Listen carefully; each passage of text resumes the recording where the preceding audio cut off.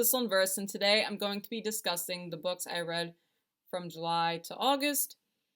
So first up is Djinn by Kromah. I received an arc of this book through NetGalley. This is a YA fantasy reimagining of Shakespeare's A Midsummer's Night's Dream.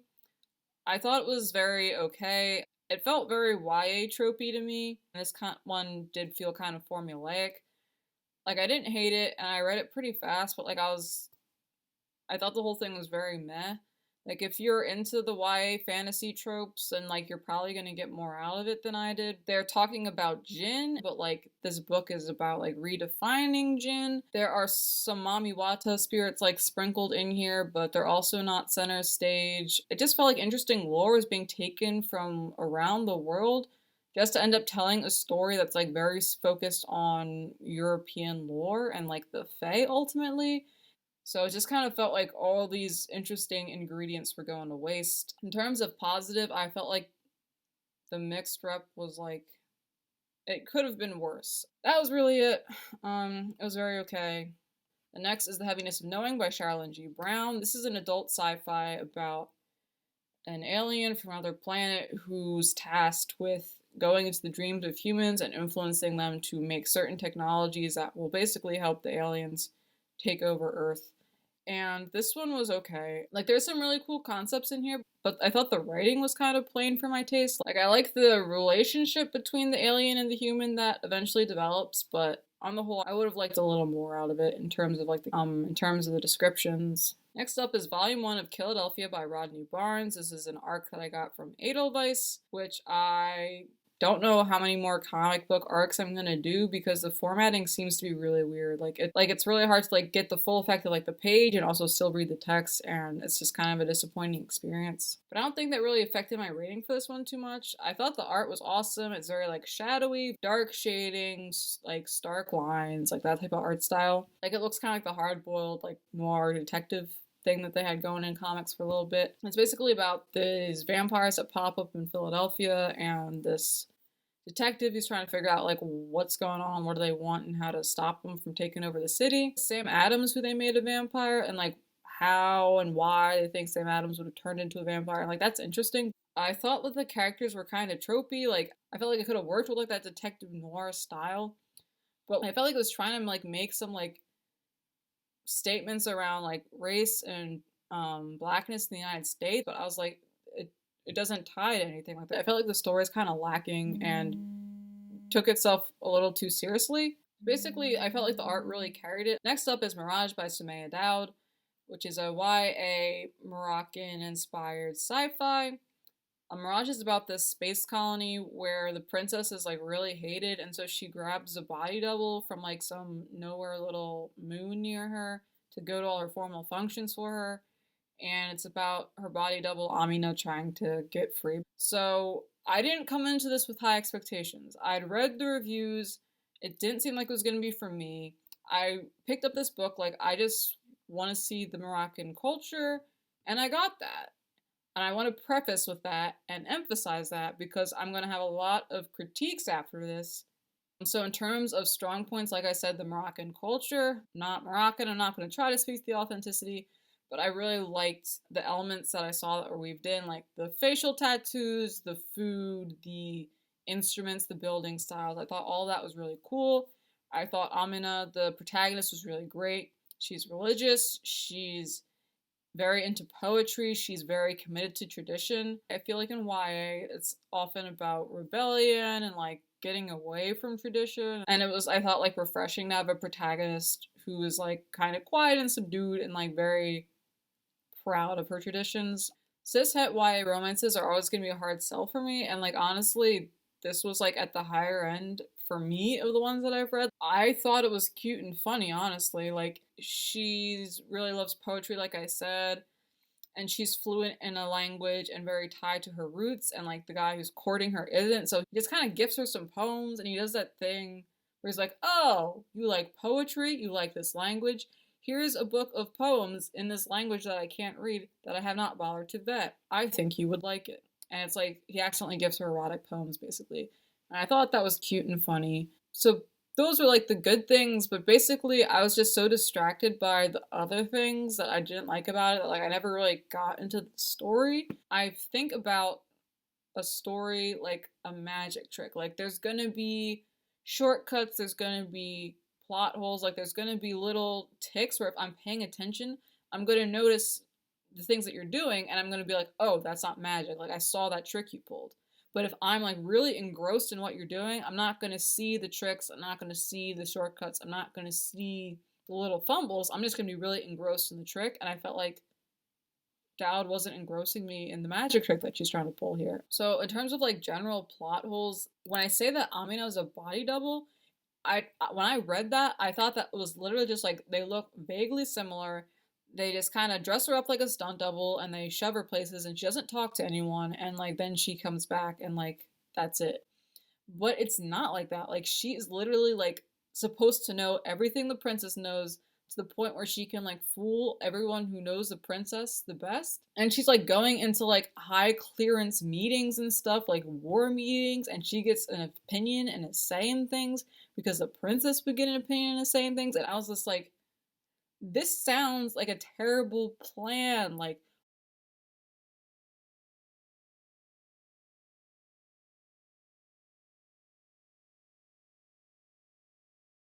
why? And she's so unsupervised while she's doing all of this. No one's like really keeping track of when or where she's being deployed. Like, it felt like the mildest social inconvenience would come up, and it would be a huge security risk to have this body double in the situation. And the princess would just be like, go on now. I can't be bothered to deal with my grandmama. You go deal with her. And it's like, why is this important enough that you're risking like the collapse of your empire by sending in this person who is a gigantic security threat? Also, like, why was the best security plan that you had going around the solar system and like on the off chance that you found someone who looked exactly like your princess, snatch her up and like dress her up like the like they don't have cosmetic surgery, they don't have like a droid they could dress up, like I just had so many questions. Your technology is so advanced, you're out here like terraforming. You couldn't come up with like a more high-tech, more advanced solution to your problem. Like I didn't get it. I don't understand this society. And like I feel like that's really key to me getting immersed in like a sci-fi story, is like understanding the society that I'm in and what they value and what they're capable of. And like I just didn't know what the society was capable of, because like it seemed like the technology is pretty much the same as on Earth, except for like I said, this wild terraforming. Like, yeah. And then my other big plot point I didn't get was that Amina views herself as a slave of the royal family. Like there's a point where she literally says like, I am enslaved. But then she starts getting like buddy buddy with the princess, and it's like real weird. Like she starts like viewing herself as responsible for the princess's social life and her family life, and like she calls the princess her little sister. And I was like,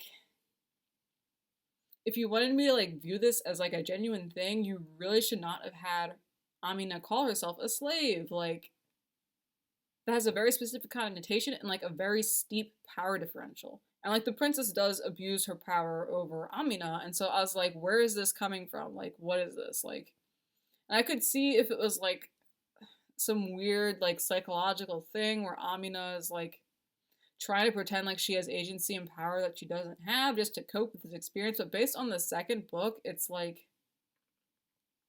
for real. Like she for real thinks they're besties, and the book is treating them like they're besties and like that's normal. And I'm like, I don't buy it. I've seen people recommend it as fantasy, and I know Daud was like kind of annoyed that people were recommending it as fantasy, but like I get why. It has all the like hallmarks of a science fiction in terms of like the technologies, but like for me it was like this could have been set on Earth and like nothing would have changed about the plot really. Like I can sort of see people's like difficulty understanding this as a sci-fi when it feels like the author really doesn't embrace like all like the strangeness and like the possibilities of like a science fiction story. I'll put it like that. There's some interesting themes in here about like colonialism and like accepting an identity and stuff. So yeah, on the whole, I thought the book was like very okay. I think I was just really caught off guard because like I came in, like I said, with like very low expectations. Like I was like, it's not gonna be for me. because it's like the YA with the romance. But I want this one specific thing from it. But like I hadn't seen reviews mentioning like the specifics that I'm mentioning in this review, so I was just like completely like taken aback by like all the like plotting issues that I just called out. It was frustrating, but like ultimately I got what I wanted out of it. So like it wasn't like a waste of time by any stretch of the imagination. So like people loved it. I think I'm in a very small minority of people who like really didn't see it for this book. So I'd like recommend like if you haven't read a book with like Moroccan culture in it, like it's definitely interesting to read from that aspect. Based on the reviews I was reading, the people who enjoyed it most were people who didn't like sci-fi. So I guess if you're like a person who doesn't like sci-fi and you want to read a sci-fi for some reason, like this is for you. Like I would say it's like a good intro to sci-fi. So next up is The City We Became by N.K. Jemisin. I talked about this in my live show with Noria. Then I read New Moon's Arms by Nalo Hopkinson. This is about a woman, Calamity, living on a Caribbean island where there are mermaids about. There's a lot of storylines going on here. There's a storyline about tourism. There's a storyline about Calamity going through menopause and like developing this ability to make things appear that she had lost. There's a storyline with like this baby mer person who she finds on the beach and decides to adopt. There's a storyline with Calamity dealing with her fractured relationship with her daughter. I kind of rushed through it. I definitely know I missed stuff and I definitely want to give them more attention in the future. I will say that the main like fantasy element in here is the finding things. That happens pretty frequently. The mermaids, we don't get to see the mermaids in all their mermaidy glory until the end. Before that, it's kind of like bits and pieces. I definitely enjoy this book. Calamity's a frustrating protagonist. Like, she's very flawed, but I still wanted things to work out for her, and I wanted her to do and be better. Like, she's kind of defensive because some people mistreated her as a kid, but then also she's like running roughshod over people who really only wish her the best. She's old and she's still embracing her sexuality. It's nice to have like this older protagonist who's still like living her best life and still like trying to do all the things that she like loves to do. Like be that climbing trees or having sex or what have you. I think the main thing that like chilled me towards Calamity was that she's like pretty homophobic. Like Hopkinson doesn't introduce Calamity's homophobia until like maybe a halfway, maybe 2/3 into the book. And so at that point, I really like loved Calamity. But like with the homophobia stuff, that cooled me towards her. She does use homophobic slurs. She like says some pretty terrible things to the gay and bi men in her life who really give her a lot of grace. Like they're very kind to her when they don't have to be. Because Calamity also is like kind of on her own. Like she doesn't really have anyone looking out for her. She severed a lot of her relationships. And she does kind of need them, to be honest. I think it would have been really unrealistic to have like Calamity's homophobia just like disappeared by the end of the book because she's like in her 50s. Like she's been doing this stuff for decades now. Like she's not just going to change over the course of like a month. But it was just hard to feel like there was really any room for change with her in that regard because she also backslides a lot. Like she uses homophobic slurs, right? She starts fights. She says terrible things to the gay and bi men in her life. And then she'll apologize really quick, but then she'll do it again, like in a heartbeat. And so it's like, I don't think that she really learned. And so like, I felt like the steps that she was making were always going to be kind of superficial. And like, I just would have liked to be able to like embrace her more and like root for her more at the end of the book, but like I felt like it just kind of is what it is. I thought it was good that the gay and bi men in her life who she like disrespects so thoroughly set very firm boundaries with her. Like they don't let her walk all over them. They're like, we will help you, but like with these conditions and like within these very specific parameters, and like you can't talk to us any old way. Like you're just not going to do that. So I like that. Enjoyed it, gonna reread it, would recommend. Then last up is A Phoenix First Must Burn, edited by Patrice Caldwell. So this was an anthology of Black authors writing YA short stories about Black teen girls in science fiction, fantasy, and paranormal settings. I was pleasantly surprised by how much I enjoyed this because YA is just really hit or miss for me. I enjoyed the inclusion of like sapphic relationships. I felt like there's like a decent amount in here. This was interesting to read because the author output was very unexpected. Like, I had read stuff from almost all the authors who had contributed to the anthology. I kind of had ideas of whose stuff I was really gonna like and whose stuff I thought just like wasn't gonna work for me. And people were really like all over the place. Like, there's some people whose stuff I loved and was hoping to love who let me down. There's some people whose stuff I really generally don't care for, who I like really liked the stuff that they put in this short story anthology. And it was nice. There's some people who just were consistently great, and that's nice. I just think this anthology was a great idea because one of the ways that I found out about Black authors writing in speculative fiction was through these anthologies, like Dark Matter and Reading the Bones, but they're mostly for adults. So I think it's really great that there's this anthology for a teen audience. So for this one, I'm just going to list my favorite stories. There's The Goddess Provides by L.L. McKinney. That one was a surprise for me because I thought the Nightmare Verse was like just okay, and I really love this short story. There's like twists. I really liked its take on religion and following a religious principle. The action was great. Then there's Letting the Right One In by Patrice Caldwell. This is a cute little paranormal romance. I loved all the references from the title to the content of the story. It's a sapphic vampire story with black teen girls. It made me feel warm and fuzzy. Then there's Tenderheaded by Danny Lore, which is a reimagining of the myth of Arachne.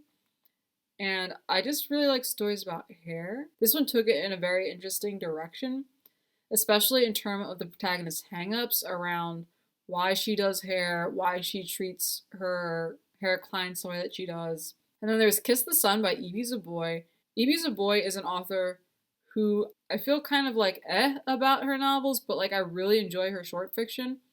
And I like really enjoyed this one. Kiss the Sun is about Sequoians who have a competition to see who can fly highest in the sky. Zaboy uses Sequoians as a way to discuss colorism, and I really liked it. It's like intense. It has kind of a grim ending, and I really like folklore, like I said, and I really like when I get to read stories with folklore I'm not terribly familiar with. And I know what Sequoians are, but I haven't read a whole lot of stories with them in it, so this was like a really fun read. I read it a couple times. Most definitely a favorite from this anthology. Then the last one is The Witch's Skin by Karen Strong. I hadn't read anything by Karen Strong before, so I didn't know what to expect going into this.